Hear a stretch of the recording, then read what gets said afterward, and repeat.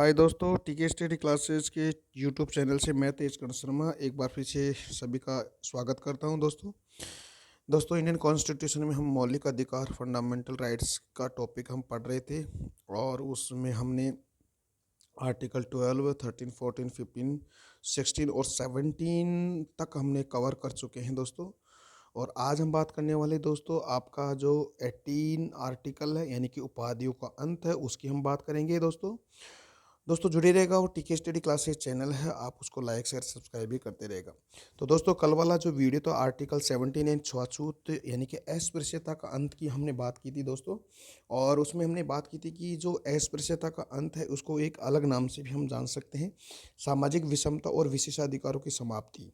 ये जो आर्टिकल 17 है इसमें सामाजिक विषमता क्या होती है और जो विशेषाधिकार कैसे उसको समाप्त किए जा सकते हैं इनके बारे में हम पढ़ेंगे दोस्तों।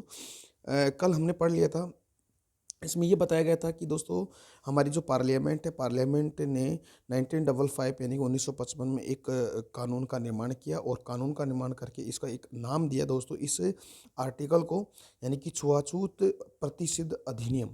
दोस्तों इस अधिनियम को 1966 में इसका नाम चेंज करके सिविल अधिकार संरक्षण अधिनियम के नाम से उसको जाना गया। और इसमें बताया गया है कि छुआछूत क्या होता है, उसमें कुछ बातें बताई गई थी छुआछूत कैसे होता है। ठीक है, इसमें बताया गया कि किसी किसी का जाति सूचक शब्द द्वारा उसको अपमानित करना, या हम यूँ कह सकते हैं कि जाति के आधार पर सार्वजनिक स्थानों में उसको प्रवेश से रोकना, और जाति के आधार पर किसी को सामाजिक सेवा वितरित करने से उसको इनकार करना, ये सभी जाति क्या है, ये छुआछूत के एग्जाम्पल है दोस्तों। ठीक है, तो यहाँ तक हमने कल बात कर ली थी। आज हम बात करेंगे, बहुत इंपॉर्टेंट टॉपिक है दोस्तों और एग्जाम के पॉइंट ऑफ व्यू से बहुत ही इंपॉर्टेंट है। आर्टिकल 18 उपाधियों का अंत, यानी कि हम टाइटल का अंत कैसे करेंगे। ठीक है, और उपाधि क्या होती है और टाइटल क्या होता है इसके बारे में हम देखेंगे। और हमारी जो न्यायपालिका है उसके द्वारा दिया गया जो निर्णय है वो क्या है, उन सब के बारे में बात करेंगे दोस्तों। देखिए दोस्तों, बात करते हैं उपाधियों का अंत। देखिए उपाधियों का अंत की बात अपन करेंगे। देखिएगा, जो राज्य है, राज्य मैंने आपको बताया था कि अभी आर्टिकल 12 में बताया कि राज्य को परिभाषित किया गया, यानी कि राज्य यानी कि हमारा भारत। ठीक है, कि जो भारत है यानी कि राज्य है, राज्य के द्वारा किसी प्रकार की उपाधि नहीं दी जाएगी दोस्तों। यानी कि इस आर्टिकल में कहा गया है कि भारत के द्वारा किसी प्रकार की किसी भी व्यक्ति को उपाधि नहीं दी जाएगी। लेकिन दोस्तों इसमें एक बात बताई गई है कि जो एजुकेशन से रिलेटेड यानी कि शैक्षणिक, जैसे मान लें पीएचडी या सैनिक उपाधि जैसे जनरल है, कर्नल है, इस प्रकार की उपाधि दोस्तों दी जाएगी दोस्तों। ठीक है, तो ये थोड़ा सा आप याद रखिएगा, यानी कि शैक्षणिक और आपका जो सैनिक उपाधि जैसे पीएचडी या हम यूँ कहें जनरल या कर्नल जैसी उपाधि लोगों को दी जाएगी। ठीक है, बट इसके अलावा और किसी प्रकार की उपाधि नहीं दी जाएगी दोस्तों। ये उपाधि है, टाइटल है, या हम यूँ कह सकते हैं ये अवार्ड है। इसको तो हम आगे डिफाइन करेंगे दोस्तों, जो हमारे न्यायपालिका का जो निर्णय आया था उसकी हम बात करेंगे इसमें।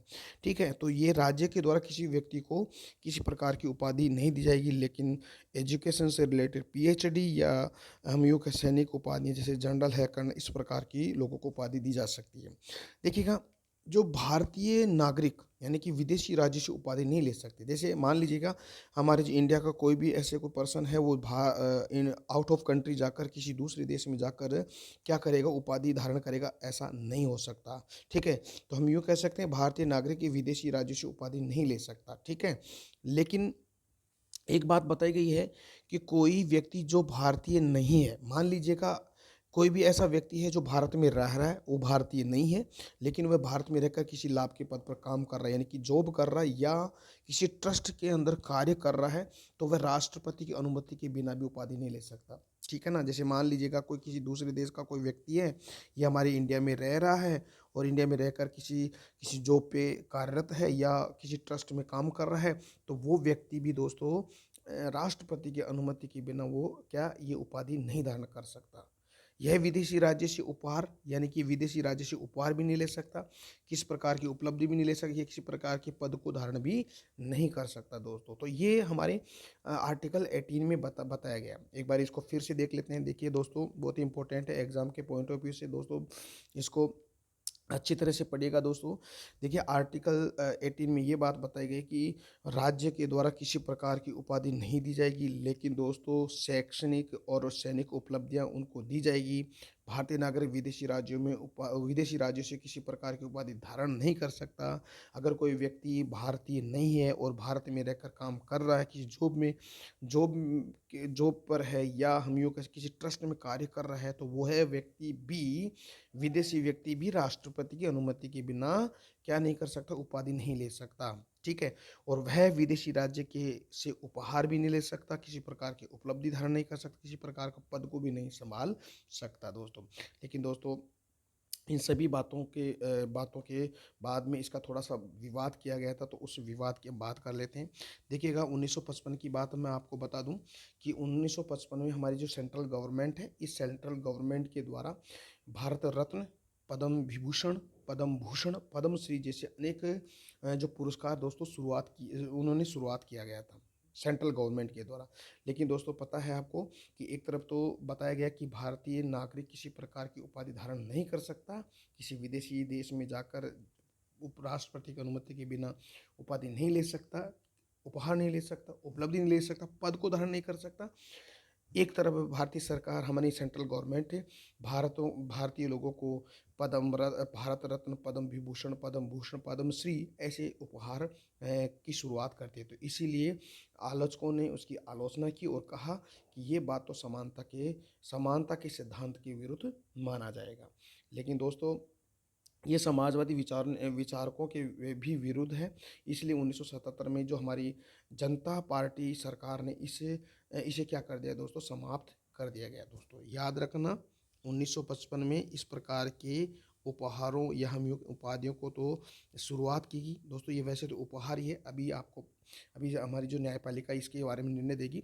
तो कहने का मतलब है कि इनको तो उपहार कहा गया। तो इस प्रकार के उपहार एक तरफ तो लागू करती, एक तरफ मना करती। इसीलिए कहा गया कि समाजवादी विचारकों ने इसके विरुद्ध है, और इसलिए 1977 में हमारी जनता पार्टी की सरकार ने इस प्रकार के उपहारों को क्या कर दिया गया, समाप्त कर दिया गया। फिर दोस्तों कुछ समय पश्चात न्यायपालिका का निर्णय, यानी कि हमारी जो सुप्रीम कोर्ट आर्टिकल 18 के बारे में